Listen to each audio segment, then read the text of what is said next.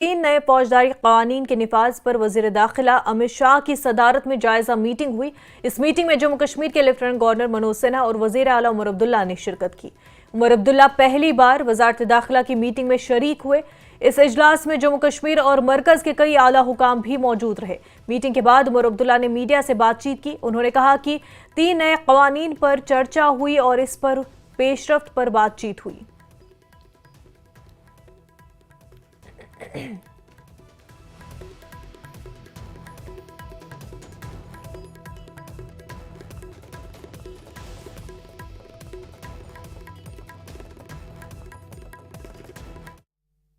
मुल्क में अब लागू किए गए हैं, उनकी कहाँ तक इस्तेमाल की जा रही है, कहाँ कमी है, कहाँ इसमें और पेशरफ्त करने की ज़रूरत है, उस सिलसिले में इस बार जम्मू कश्मीर की बारी आई।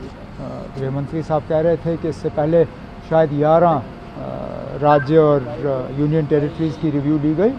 इस सिलसिले में जम्मू कश्मीर का हुआ और काफ़ी हद तक जम्मू कश्मीर का इन कानूनों के इम्प्लीमेंटेशन में रोल ठीक रहा। एक आध जगह जहाँ पे थोड़ी सी कमज़ोरी रही है उसका जिक्र हुआ, उसको भी दुरुस्त किया जाएगा।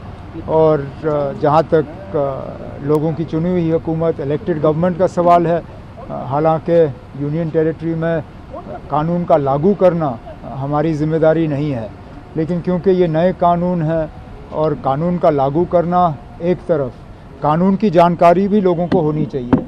कानून की जानकारी लोगों को ज़्यादा हो, उसके लिए इलेक्टेड गवर्नमेंट को जो है थोड़ी सी पेशरफ्त और करनी होगी, चाहे यूनिवर्सिटीज़ के लेवल पे, हमारे कॉलेजेस के लेवल पे, सोशल या पॉलिटिकली असेंबली में।